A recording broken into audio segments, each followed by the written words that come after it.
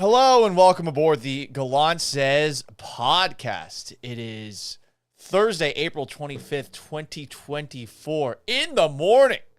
Trying something new on today's show. I'm not talking about the Houston Astros. I do have a Houston Astros coffee mug. I am boycotting them until they win 3 games in a row. For those who don't know, I'm not the biggest fan of baseball as it is. So if the team I'm watching on a daily basis isn't winning, I don't really want to do it. This might get a little difficult come summertime when there's nothing going on. But for now, I'm out. Even though I did catch some of last night's game. Shout out to Hector Neris for trying to help the Astros jumpstart a comeback. At least until he faced anyone not named Jose Altuve. Couple of things to touch on before tonight's NFL draft. The Houston Texans do not have a pick in the first round. They traded it to the Minnesota Vikings for a extra second round pick in 2025, which they traded to the Buffalo Bills for Stephon Diggs. We will see what comes in that year's draft, but today, I suppose there's a chance the Texans trade back into the first round. If you've been paying attention, Peter Schrager of the NFL Network, Diana Russini of The Athletic have both said that they wouldn't be surprised if the Houston Texans traded back up. I think it more so has to do with the fact that Nick Caserio just has made a lot of trades on draft day, whether it's in the first or the second or any of those later rounds of the draft. But does it mean that they actually have a clue on what he's going to do? No one actually knows. I think if we learned anything from last year in the pre-draft process, it's that for all of the faults the Texans have had over the years, faults that we don't even think about now, amazingly, a calendar year after drafting C.J. Stroud and after drafting Will Anderson, they do not let any information out of the building that has to do with the draft. It should be respected. It's actually commendable to have no loose lips blabbing about whatever before the start of the draft. But when you're picking 42nd with your first pick, I mean, what are you really looking for? What are you really expecting? What can you really predict? There's not really much, if anything. I'm going to go on a little tangent here. This is something that bothers me about football coverage today, but at some point, everyone felt the need to become an NFL draft expert. And it's led to a lot of charlatans being out there who are informed just enough to talk about the NFL draft, but really don't know all that much about it. I will put my hand up. I'm not the person to tune into for hot NFL draft takes. Because I'm at the point in my life, 35 years old, and now I got into this in 2011, 13 years being paid to cover sports for a living and in radio. I don't believe you should peddle bullshit. I think you should believe things that you actually know, and you should talk on the air about things you actually know.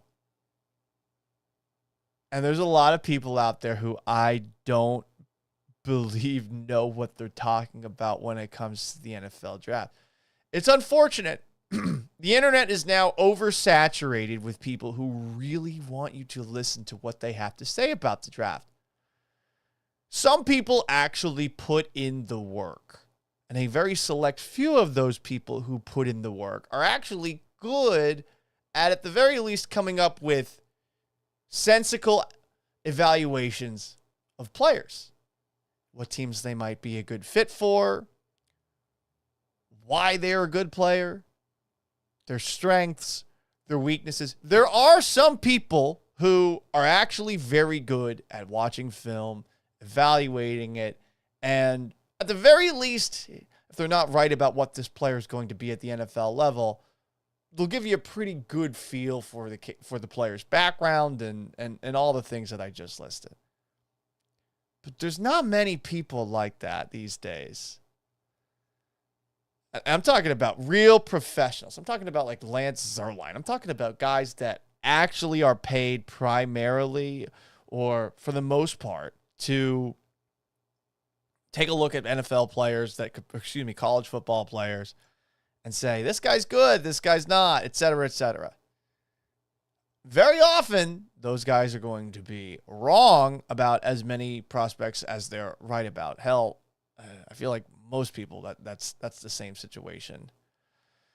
So there are some people who put in the work.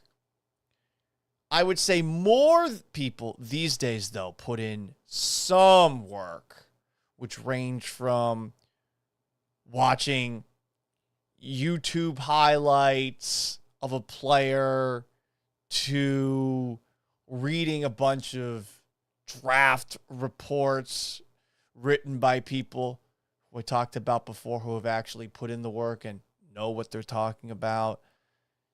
You'll also have other people who remember that, last year's draft, what a player who went in a specific spot of the draft, where he might go in the next year. Like there's people who do these mock drafts, and it seems like they put a lot of time into it. These people that put in some work, at the very least, are putting in some work, but it's time consuming.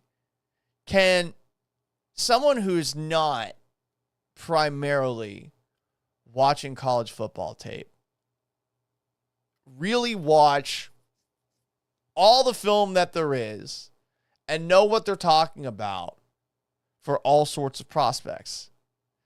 Most of the highlight reels that you see online, unless you have access to some of the, I guess, all 22 tape that colleges might have, you're really just going to see with these highlight reels for draft prospects the best plays for these players. You might get the occasional, hey, here's every snap from a game, and you'll get a broadcast camera view, and you'll be able to see everything that was seen on camera. But all right, how do you determine whether or not a wide receiver was open downfield, if a defensive back was in the right coverage downfield? On top of that, you have to actually speak with the coaches to determine on what play, what call was made. There's a lot. There's a lot of shit that you have to sift through. And I think for the most part, the people that have entered the draft industrial complex are in this category where they're doing some work, but that work does not make them an expert. And they have extreme confidence in their opinions as if they are an expert. And then you got another category of people. You have people who do zero pre-draft work. That is me. But some of these people who do zero pre-draft work, research, etc., also are peddling bullshit to you. And here's what's funny about these three different groups. The people who put in the work and actually know what to look for and know what they're talking about. The people that put in some work and the people that put in no work. The pre-draft opinions of all three of those groups ultimately end up being pretty similar in totality. Because everyone's going to be right about a few draft prospects. They'll be wrong about a lot more. And it's one of the reasons that I find pre-draft conversations ranging from mock drafts to just whatever kind of draft coverage that you see, I think it's all largely pointless, especially opinions that people have about what a player can and can't do before they even get drafted by a team, before they even put a jersey on, before they even set foot on a field. And no one ever seems to learn from this process and how often people are wrong. We rinse and repeat this exact process every single year. Once the draft is around the corner, all the times we were wrong, we're not going to talk about it. We sure as hell will talk about the times we were right, pat ourselves on the back. I'm not trying to hate on all the people who are a part of the draft industrial complex. If it gets you paid, go get your money. It's the American dream, baby. If you want to put in all that work on the side, only to find out you're rarely right, do you? I don't want to do that. If you're obsessed with the draft, like a lot of people who I imagine are jumping on this video, whether it's on YouTube or on Twitch, consume that content. Have ridiculously large opinions based on a YouTube video you watched, or based off of drunkenly watching games on a Saturday, or reading someone else's opinions. I'm not going to do that. I'm going to sound a little douchey here, a little schmaltzy, and pat myself on the back because draft day, you know what I look for? I'm happy that a bunch of people are able to accomplish something that growing up I really wanted to do. I think it's really awesome that so many football players during the NFL draft get to have all of the hard work that they put in from Pee Wee football to high school football and through college, or maybe they didn't even play in college. Maybe they're a basketball player or something like that. But I think it is a really cool thing when somebody's hard work over years gets rewarded with a night where you and your family get to celebrate that all that work was actually worth something and that you accomplished something. Making it into the NFL is a awesome feat. And it is interesting that we get so mad about a player getting picked when we don't even know what the guy's going to do at the NFL level. We call these guys busts so quickly. I think just getting to this stage is awesome. And I know this is a little bit weird coming from me, sounding positive and saying like, hey, be happy for everybody. But yeah, you should be happy for everybody. Fuck all the pre-draft bullshit out there. I hate how many people are so damn confident about what will happen and what won't happen in the draft and what players will succeed and what players won't succeed. Because you really don't know. And the draft industrial complex has just become this massive behemoth online. And I'm sorry, I just get so annoyed by all of the people and the confidence with which they carry themselves talking about this stuff. I think for the most part, everyone who's been talking about the draft over the last couple of months is completely full of shit. But that's me. Anyway, speaking of that NFL draft, with all of that said, here are the positions that I hope the Houston Texans grab guys at in this year's draft. 1, cornerback. 2, defensive tackle. 3, safety. 4, interior offensive line. 5, running back. And I guess tight end too. The reason I have cornerback at number 1 is because without Steven Nelson, the Houston Texans do not have a number 2 corner. Don't care what they say about Jeff Okudah. Don't care what they say about C.J. Henderson, 2 guys who used to be top 5 or top 10 draft picks not that long ago. I trust Steven Nelson more than I trust those 2. You should do the same thing there. With all the quarterbacks that the Texans are going up against this coming season as well, I don't want there to be a weak link that a good quarterback like Patrick Mahomes is going to be able to pick on every single down of a game. You know, you want to have, if you're going to be getting into these shootouts, which is clearly what you're looking for, given that you added Stephon Diggs to an offense that I think had enough weapons, you're going to need the occasional stop. And you're going to need to have corners who are not weak links. If you draft the corner in the second round or you trade up in the first to get a cornerback, the odds are that that player will not be as good as you want him to be. Cornerback does seem to have a very high potential for boom or bust. But if you can find someone who's very athletic in that spot to at the very least compete with these 2 guys, I think that's something you should be looking for. I know a lot of people are going to push back and say, no, defensive tackle is what they should be looking at. No, I think defensive tackle is number 2, but I put that list in order: cornerback, defensive tackle, safety, interior, offensive line, running back. I really do think that wherever the Texans are picking, they should pick the best player available, especially if it's at one of those positions. One of the things that I feel like at this point in time, everyone should be willing to do, and some people say they're willing to do it, but I'm not sure they actually believe it. We should be trusting Nick Caserio at this point. Let Nick Caserio be true to himself. He must be true to his heart. Hasn't he earned it? The C.J. Stroud pick looks good. The Will Anderson pick looks good. Juice Scruggs was pretty good when he was finally on the field last year. Tank Dell, pretty good. Now, you've seen some players in past drafts that maybe aren't looking so good now. Kenyon Green, yeah, that first-round pick isn't aging particularly well. But Derek Stingley sure is. Jalen Petrie, not the best year his second season. His first year looked pretty good. Dameon Pierce, first year, looked pretty good. Nico Collins now, going into season number 4, last year on his contract, looking like a pretty good pick. So I think people should just say, hey, Nick, go do what you got to do. We trust you.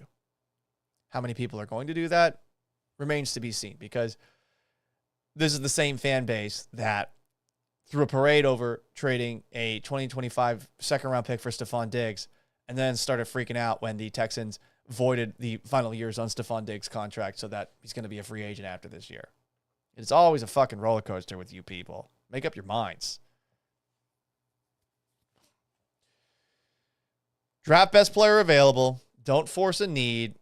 And I hope that a cornerback and a defensive tackle specifically are the 2 positions that we see drafted early. But hey, if the Texans don't see a corner they like or don't see a defensive tackle they like, I'm not going to get mad. I'm not going to get mad if they draft something just completely different. It's one of the things that I learned growing up a Patriots fan. The Patriots are always going to do something unconventional that makes you annoyed. At least if you read all of the many people in the draft industrial complex online who are like, there is more value at that pick if they went with another position, blah, blah, blah, blah, all that bullshit. You know what I'm talking about. So hopefully going forward, there's going to be a little bit more openness for the Texans and for Nick Caserio. Toro McJohnson comments, youtube.com/Paul Gallant. We should shove stat nerds into lockers, and says, I have always trusted Nick. I don't think it's mostly stat nerds, though, who I'm talking about with these draft industrial complex people who have such strong opinions about the NFL draft. I'm not really talking about them. I'm talking about the people online who might even put in the work, but say like, yeah, I really want to get player X, Y, and Z. Do you? I think you're full of shit. And I've done this before. Like, I've actually gone through the tape and watched certain players at certain positions. I remember specifically the person I did the most work on was Rocky Sin, a cornerback who I want to say is in Indianapolis now. He played at Temple. I really liked the way that he played and the way he threw his body into contact. And when the Colts drafted him, I was like, yeah, it's a really good pick. Or was it the Colts? Was it the Raiders? I don't even know. I don't even know where he is anymore. But I know he's not like a top corner. And yeah, sure, one guy, a limited sample size. But I feel like I know football pretty well. I did a lot of work on him. I was rewatching clip after clip after clip. Did I know what I was talking about? But people want that kind of content. When I was in Seattle, the first YouTube video that I had that really blew up was a draft profile that I did of Jordan Brooks, a linebacker. And I spent a lot of time watching YouTube highlights of him and explaining what I thought he did well and what I thought he didn't do well. And a lot of people watched it, but should any of them have watched it? Yeah, sure, I put in the work, but was I right about what Jordan Brooks ultimately became? I don't even know. I don't even remember what my opinion was there. People love draft content, and I feel like they shouldn't love it as much as they do. Before we end this thing. A couple of things I wanted to touch on. First off, the Houston Texans do have new uniforms. They had a little draft party. It's pretty interesting to see just how rowdy this thing got. Here's a little clip that we got of the old draft party here. You know, you got Paul Wall's there, cheerleaders are there. There's Tyler Milner from 6'10" getting a tattoo. Tank Dell. People have got some ice. Is that what they call it, right? Yeah, there's the H-Town uniforms, the helmets. Not Clay Walker playing the guitar there. Kind of an outrageous bit of bullshit. But yeah, there you go, right? Like little video montage of everything that went down there. So let's take a look at the actual uniforms themselves, because I haven't had the chance to do that. To go back to the Houston Texans Twitter, here it is. Ice bright as a neon light. And here you go. Look. There's the white uniforms that we saw leaked with that one guy who didn't look that athletic. I gotta say, the blue of the helmet, which apparently is Yankees blue, it pops. That looks pretty sick. I like the horns on the side. I know not everybody does. So there you go. Those are the white uniforms. The traditional blue uniforms, there's Will Anderson throwing up the H. Nico Collins, who I believe is telling everyone to be quiet there. Christian Harris draped in the American flag. Or, excuse me, not the American flag, the Texas flag. Here's what I like about these new uniforms. I like that the collar has got red and white in it instead of like the giant bleeding red collar. I like that they got rid of the stupid stripes on the side too. It looks a little more traditional. The new blue, deep steel blue Houston Texans uniform. Then you got the Battle Reds. These are the best ones by far. I think that the Texans should go to this full time. If you haven't seen it, it's red with the horns on the shoulder pads, but also the helmet. It's got a chrome red face mask, and it's got a blue horn on the side. A little bit Vikings-esque, but a little more modern looking. This should be the Texans helmet full-time. I know that they're never going to swap to it full-time because I believe the McNair family, they want to keep the original logo that they had when they first got the team as the primary logo. But on the side of this helmet, they have horns. I love it. And I think because there's only one other team with red as a primary color for its helmet, the Kansas City Chiefs, and it's a different shade of red. This is like Candy Crush red. I think that this should be their primary helmet, but probably never going to do that. Whatever. It looks awesome. This is my favorite look, the red helmet. And the red jerseys look pretty sweet too. And then you got the H-Town blue uniforms. There's Derek Stingley wearing it. You know, some people aren't the biggest fans of it. Obviously, there's some controversy that we'll get into in a little bit. Titans weren't willing to let them use more of this H-Town blue in the logo in the actual uniforms, but people didn't like the old English H. I like it. I think that when the whole uniform is put together, the red and the light blue accent, I think it actually looks really good altogether. And I like that they got new uniforms. Really, long story short, I just like that there's new options because the old ones were boring and they never really did anything with them. B. Hannon says it's a jersey they will wear once a year. You're probably right. But if you're playing Madden, you can wear them every game if you want. You can mix and match them if you want to. So how about that? So